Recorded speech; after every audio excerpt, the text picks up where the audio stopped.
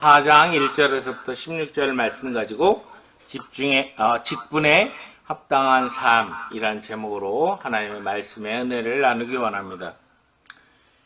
하나님께서 과연 이 땅에 교회를 왜 세우셨을까? 우리가 에베소서 말씀을 이해하는 데 있어서 가장 중요한 질문이라고 할 수 있습니다. 도대체 하나님께서 이 땅에 교회를 세우신 이유가 무엇인가? 에베소 1장 23절 말씀에 이런 말씀이 있습니다. 교회는 그의 몸이니 만물 안에서 만물을 충만케 하시는 자의 충만이니라 라고 말씀하고 있습니다. 이게 무슨 말씀입니까? 교회는 이 세상에 모든 만물을 풍성하고 충만하게 채워주기 위해서 존재한다라고 하는 정의를 1장 23절에서 분명하게 말씀해 주고 있는 것입니다. 다시 말하면 교회는 축복의 통로가 된다라고 하는 것입니다. 이 세상 모든 만물은 무엇인가 부족합니다. 흔히 우리가 얘기하는 대로 2% 부족하다라고 하는데 그 부족이 무엇이냐 하면 바로 예수 그리스도입니다. 세상은 모든 걸 다 가지고 있는 것처럼 그렇게 착각들을 하지만 그러나 예수 그리스도께서 이 땅을 창조하시고 또한 예수 그리스도로 말미암아 존재하고 있다는 사실을 골로새서 1장 16절 말씀에서도 동일하게 말씀하고 계십니다. 우리가 이와 같은 사실 속에서 이 세상 만물을 창조하신 예수 그리스도를 잃어버린 바 된 그러한 삶을 살고 있습니다. 이 세상의 주인이 누군가를 사람들이 잊어버리고 망각하고 그리고 그 자리에서부터 이탈한 가운데 살고 있다라고 하는 것입니다. 그렇기 때문에 사람들이 무엇인가 손을 대고 만들어가는 그 모든 일들은 생산적인 것 같지만 사람들의 편리를 위한 것 같지만 자연을 훼손시키고 결국은 스스로 망하게 되는 그러한 상황 속에 놓여지게 되는 모습을 보게 됩니다. 우리가 병을 고치기 위해서 약을 먹지만 그러나 그 약 때문에 우리들의 그 신체 부위의 어떤 부분은 또 손상을 입을 수밖에 없는, 그래서 약을 먹으면 먹을수록 나에게 어떤 그 질병의 문제를 치료하는 것 같지만 그러나 그 약의 성분이 축적되는 만큼 우리들의 건강을 상실하게 되는 그런 경우들을 우리가 많이 보게 된다 하는 것입니다. 또한 우리가 물질을 많이 쌓아놓고 산다 한다 할지라도 거기에서는 어떠한 만족감도 얻을 수 없는 허전함 속에 산다라고 하는 것입니다. 그러나 그곳에 예수 그리스도께서 계신다면 그 모든 것이 가득 채워지게 되는 놀라운 은혜가 있습니다. 예수 그리스도가 우리의 마음 가운데 계시면 우리들의 삶 속엔 자족함이 있고 만족이 있고 기쁨이 있게 된다 하는 것입니다. 왜냐하면 예수 그리스도가 계셔야만 우리들의 모든 삶이 자연스럽고 아름답게 그렇게 돌아가게 되고 제 역할을 감당할 수 있기 때문에 그러한 것입니다. 예를 들면 어머니가 병원에 입원해 계셨을 때 그런 생각을 참 많이 했는데 만약 병원에 예수님이 계시지 않는다라고 한다면 병원은 생명을 살리는 곳이 아니라 그냥 돈 버는 기관으로 전락할 수밖에 없다라고 하는 것입니다. 코로나라고 하는 상황 속에서 병원에서 코로나 환자를 치유시키기보다는 진료하기보다는 그대로 방치하는 그런 현실들의 문제들을 우리가 보면서 그곳에 예수 그리스도가 없다면 생명의 존엄성을, 가치를 인정하지 않는 하나님의 돈벌이하는 장소일 수밖에 없다라고 하는 것. 그래서 그들의 생명이 끝날 때까지 그냥 방치해 두는 그런 아주 무서운 살벌한 곳이 될 수 있다라고 하는 것입니다. 예수 그리스도가 계시느냐 안 계시느냐에 따라서 그 차이는 어마어마한 차이가 있습니다. 마찬가지로 우리 아이들이 다니는 학교에서도 예수님이 계신다면 이 시대에 필요한 인물들을 배출해내는 아름다운 기관이 되겠지만, 그러나 예수님이 없다면 서로 경쟁하는 가운데 자신의 생존을 위해서, 자신의 지위 향상을 위해서 다른 누군가가 희생되어야 되고 짓밟게 되는 그러한 곳이 된다라고 하는 것입니다. 예수 그리스도께서 이 땅에 오셔서 교회를 세우시고 바로 교회의 머리가 되셨습니다.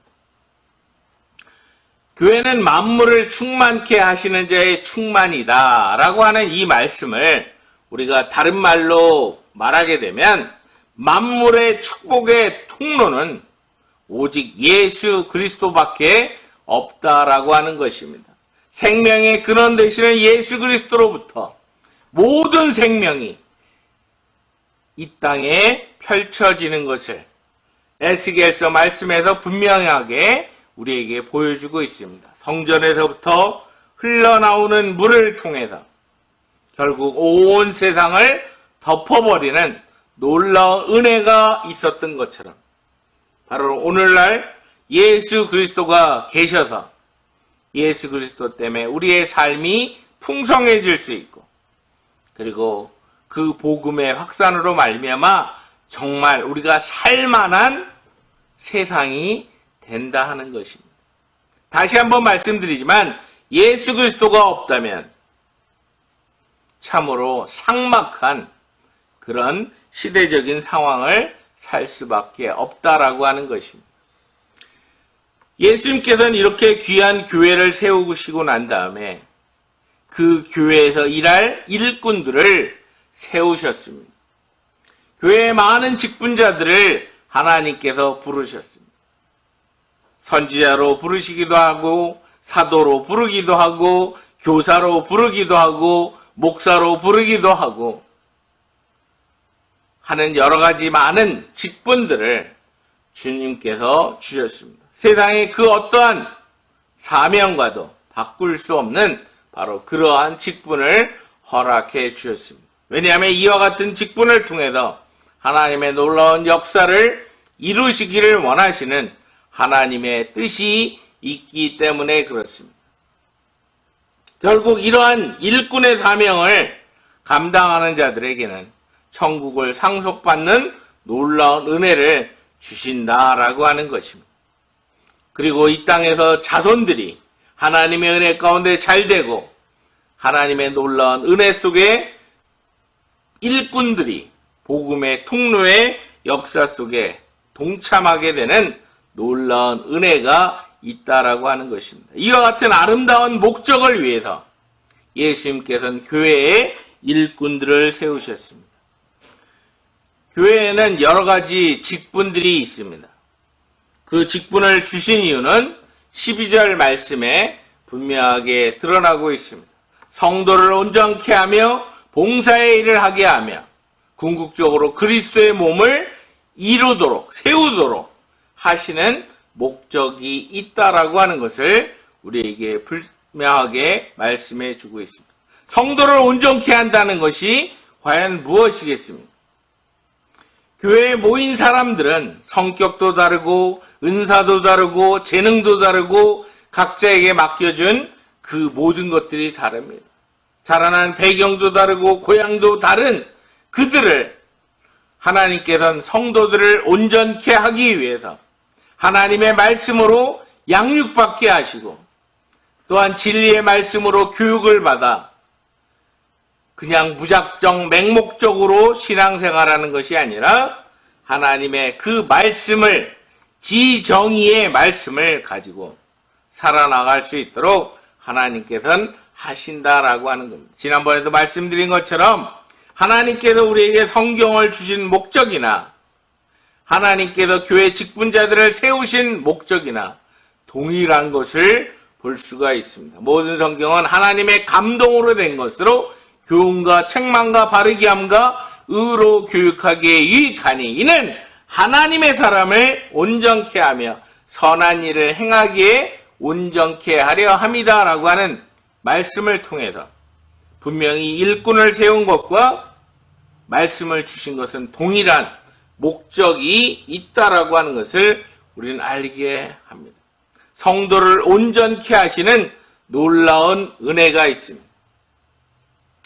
아무리 내가 무슨 열심히 공부를 하고 어디 좋은 학교를 가서 공부한다고 해서 온전한 사람이 될 수가 없습니다.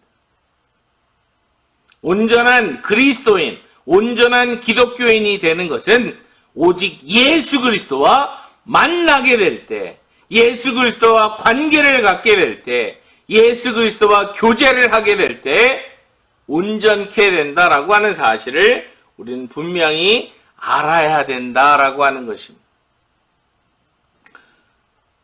다시 말하면 하나님도 한 분이요, 예수 그리스도 한 분이요, 성령도 한 분이요, 우리에게 주신 그 놀라운 은혜 속에서 하나 되는 놀라운 역사가 있게 될 때 바로 온전한 성도가 된다라고 하는 것입니다.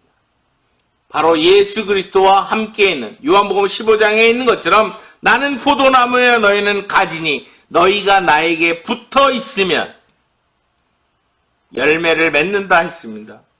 아무리 가지가 잘라도 원 포도나무에 붙어 있지 않는다면 아무런 열매도 맺을 수 없는 것처럼 예수 그리스도와 하나 되는 접붙임 바 된 은혜 속에 살아나가게 될 때 온전케 되는 놀라운 은혜, 하나님이 맡겨주신 사명과 그 직분을 감당할 수 있다라는 사실을 우리에게 말씀해 주고 있는 것입니다. 우리가 이런 일을 잘 감당하기 위해서는 온전히 우리 가운데 겸손함이 있어야 되겠고, 온유함이 있어야 되겠고, 인내가 있어야 되겠고, 용서가 있어야 된다는 사실은 우리가 에베소 1장에서부터 3장에 이르기까지 우리가 그 말씀에 대한 것을 살펴보았습니다. 바로 그러할 때 우리에게 은혜가 있다라고 하는 것을 말씀해 주고 있습니다. 우리가 이와 같은 직분을 잘 감당하기 위해서는 겸손해야 된다라고 하는 말씀을 하시고 계십니다. 겸손한 것이 무엇입니까? 어떤 학자가 그런 얘기를 했습니다. 나는 겸손합니다 라고 하는 것을 드러낸 순간 그 사람은 가장 교만한 사람이다. 내가 겸손하다는 것을 드러내는 순간 세상에서 가장 교만한 사람이다. 페이스북이나 트위터나 이런 걸 통해서 자신의 겸손을 글로 표현하는 사람들이 있습니다. 그런데 거기에는 나는 이 정도로 겸손한 사람이야 라고 하는 것을 드러내는 걸 통해서 세상에서 그 누구보다도 교만한 모습을 드러내는 것을 접할 때가 많이 있습니다. 겸손은 내가 겸손합니다 라고 하는 것이 아니라 그저 엎드리는 것. 우리 베드로전서 5장 3절 말씀에 보면 교회 중직자들을 향해서 사도 베드로는 이렇게 언급하고 있습니다. 맡기운 자들에게 주장하는 자세를 하지 말고 오직 양무리의 본이 되라. 그리하면 목자장이 나타나실 때 시들지 아니하는 영광의 면류관을 얻으리라. 젊은 자들에게는 이와 같이 장로들에게 순복하고 다 서로 겸손으로 허리를 동이라. 하나님이 교만한 자를 대적하시되 겸손한 자들에게는 은혜를 주시느니라 라고 기록되어 있는 것을 우린 잘 알고 있습니다. 어떤 일을 하는 데 있어서 나처럼 해봐 라고 하는 모습이 아니라 오직 양무리의 본이 될 수 있는, 그 본이 된다라고 하는 것은 우리가 과거 중학교를 처음 들어갔을 때 영어 알파벳을 익히기 위해서 4줄로 그어져 있는 노트에다가 A, B, C 이렇게 알파벳을 쓰는 게 아니라 그려가는, 순서적으로 어떻게 쓰는지를 그렸던 것처럼 바로 그런 예수 그리스도의 삶이 어떠한지, 예수 그리스도의 인격이 어떠한지, 예수 그리스도께서 우리에게 보여주신 그 모범을 그려나가는 그러한 모습이 우리들에게 있어야 된다라고 하는 것입니다. 근데 그것은 내가 인위적으로 그렇게 하려고 해서 되는 것이 아니라 주님과 하나 되어야 된다라고 하는 것입니다. 예수님께서 제자들에게 누누이 강조하셨던 것이 무엇입니까? 너희 중에 큰 자는 너희를 섬기는 자가 되어야 된다. 누구든지 자기를 높이는 자는 낮아지고 자기를 낮추는 자는 높아진다라고 하는 말씀을 해 주셨습니다. 내가 목사로서, 내가 장로로서, 권사로서, 집사로서 나를 드러내는 것이 아니라 바로 언제나 우리들의 모든 삶 속에서 자랑하고 내세울 것은 나와 하나 되신 예수 그리스도만 증거하는 사람이 되길 때 그는 겸손한 사람이다라고 말할 수 있는 것입니다. 누가 와서 우리를 푹 찔렀을 때 우리들의 입에서 튀어나올 수 있는 것은 예수님 자랑이 튀어나와야지. 봐봐, 나는 이 정도로 사람들이 나를 힘들게 해도 난 이만큼 잘났다라고 하는 것을 드러낸다면 그것은 겸손이 아니라 겸손을 가장한 교만이다라고 하는 것을 우리는 잊지 말아야 할 것입니다. 다시 한번 말씀드립니다.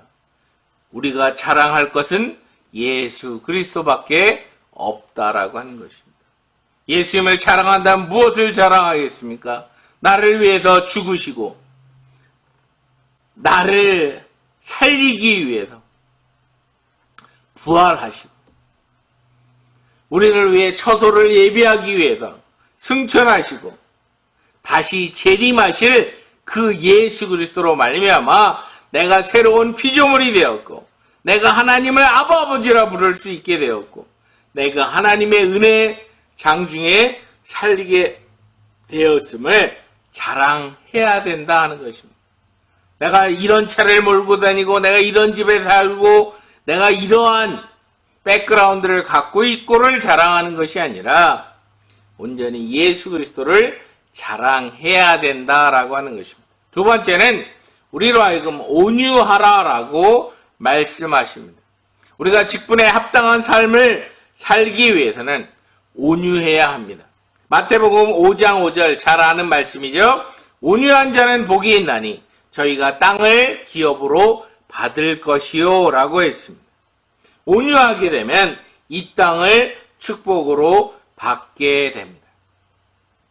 시편 37편은 다윗이 기록한 기도입니다. 1절에서부터 6절과 9절 말씀을 보면 이렇습니다. 행악자를 인하여 불평하여 하지 말며 불의를 행하는 자를 투기하지 말지어다. 저희는 풀과 같이 속히 배임을 볼 것이며 푸른 채소같이 세잔할 것이미로다. 여호와를 의뢰하여 선을 행하라. 땅에 거하여 그의 성실로 식물을 삼을지어다. 또 여호와를 기뻐하라. 저가 내 마음에 소원을 이루어 주시리로다. 너의 길을 여호와께 맡기라.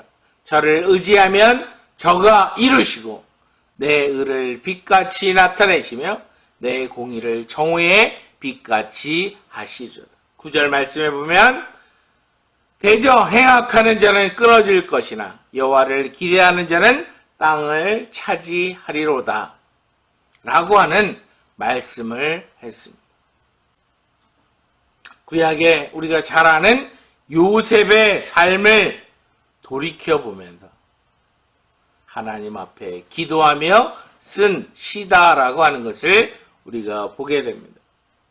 요셉은 참으로 온유한 사람이 있습니다. 야곱의 아들로 태어나서 살아나가는 데 있어서 요셉처럼 힘들고 어려운 삶을 사는 사람은 없을 것입니다. 복수하고도 싶은 사람들이 많이 있었습니다. 저는 요셉의 이야기를 읽으면서 그 성경 구절을 읽을 때마다 가장 참혹하게 느끼는 것이 무엇이냐면 요셉의 형제들이 요셉을 미디안 사람들에게 팔아넘기기 전에 자신들은 밥을 먹고 있으면서 구덩이에 처박아 놓은 요셉에게는 아무것도 주지 아니하고 자기들은 먹고 있으면서 이제 좀 있으면 죽이려고 하는 또 팔려고 하는 요셉의 그 비참한 모습 속에서 자신을 구덩이에다가 집어넣고 위에서 즐겁게 밥을 먹고 있는 그 원수들을 보면서 육신적으로야 같은 배다른 형제들이지만 그 어떤 마음이 들었겠는가라고 하는 것입니다. 애굽에 양식을 구하기 위해서 찾아온 그 형제들을 보면서 요셉의 마음이 어떠했을까라는 생각을 종종 해보기도 합니다.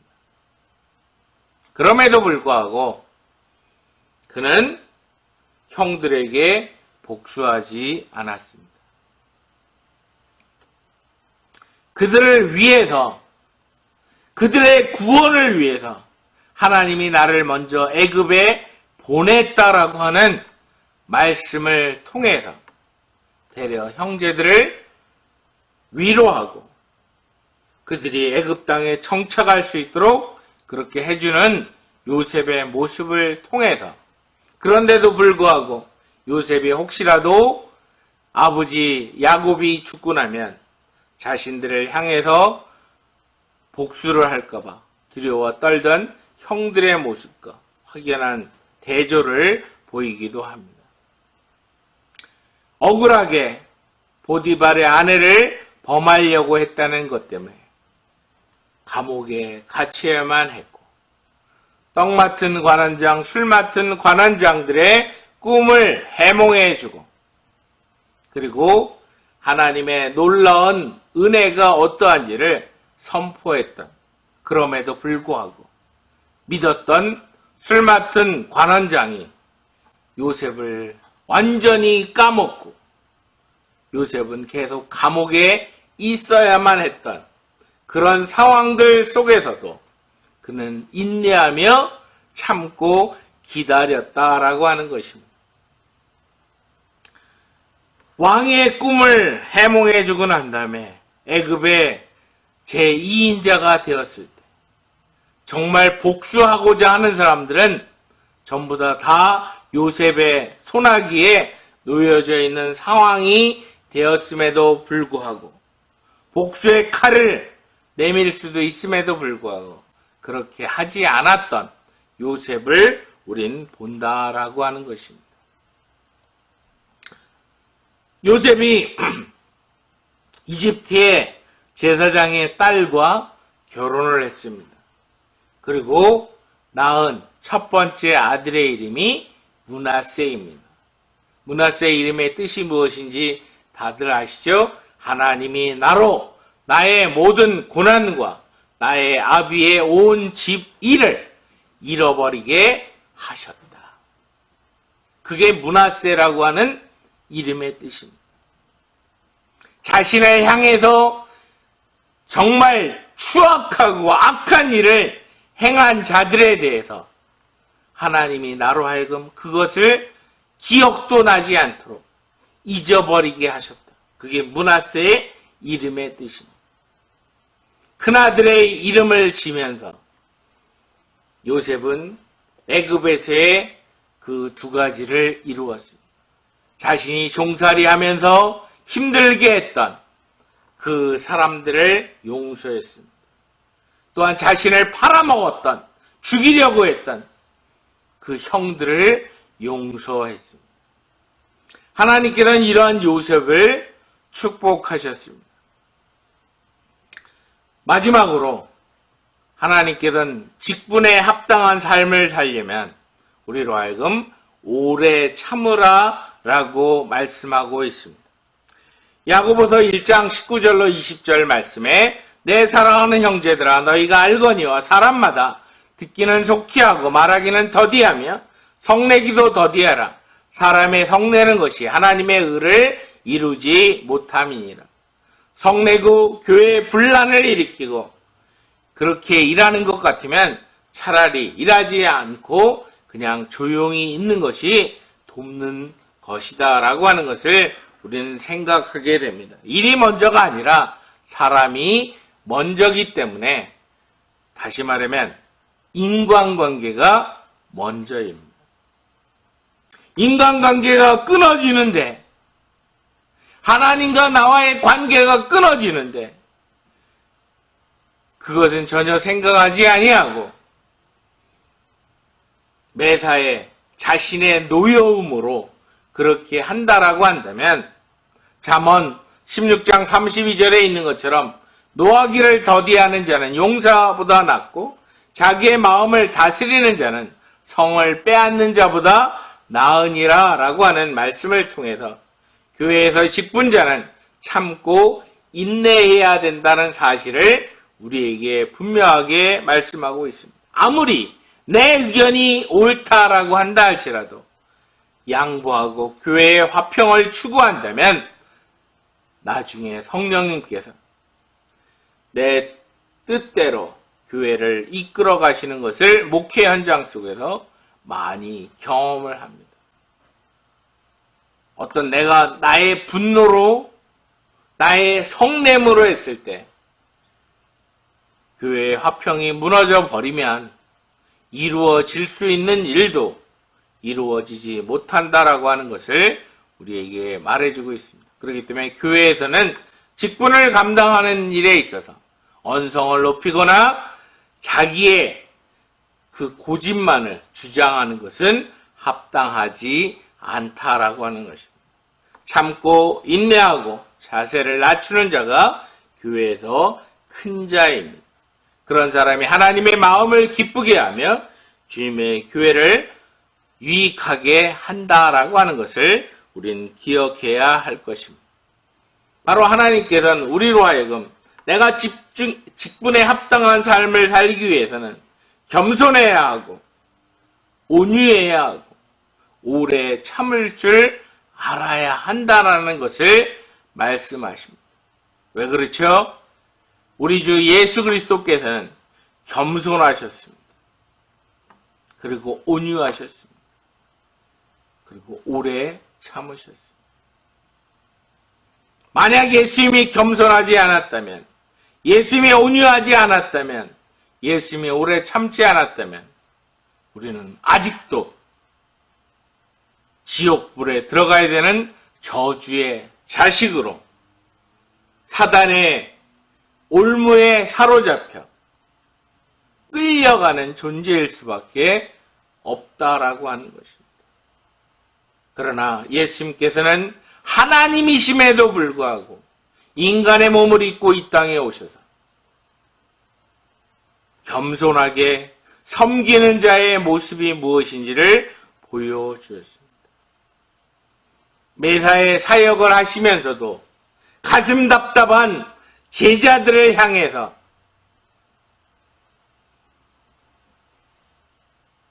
그들을 온유함으로 품고 오래 참아 주셨음을 봅니다. 3년 동안 예수님과 같이 잠자고 같이 한솥밥을 먹었던 베드로가 한 번도 아니고 3번씩이나 예수님을 저주하며 부인했을 때, 그랬던 베드로를 다시 만났을 때 예수님이 겸손하거나 온유하지 않고 오래 참는 분이 아니었다면 어떻게 하셨을까요? 그러나 예수님께서는 요한의 아들 시몬아, 내가 나를 사랑하느냐 3번 반복하여 물으시면서 그에게 직분에 합당한 삶을 살기를 요구하셨던 내용을 통해서 우리들을 향해서도 동일하게 겸손하고 온유한 모습으로 오래 참으시는 은혜가 있기 때문이지, 내가 잘나서 내가 무엇인가 잘하는 것 때문에 우리가 이렇게 살고 있는 것이 아니다라고 하는 것을 우리가 기억하면서 행해라도 착각해서 나 정도 신앙생활하는 거면 옳지 않느냐라고 하는 것이 아니라 진정 나를 향하신 겸손하고 온유하시고 오래 참으시는 예수 그리스도의 은혜가 있기에, 하나님의 자비가 있기에 우리가 지금 이렇게 하나님의 은혜 가운데 살고 있다는 것을 감사하며 영광 돌리며 주님이 우리에게 맡겨진 직분에 충성을 잘 감당하는, 직분에 합당한 삶을 살아나가는 저와 여러분들이 되어지기를 우리 주 예수 그리스도의 이름으로 축복합니다.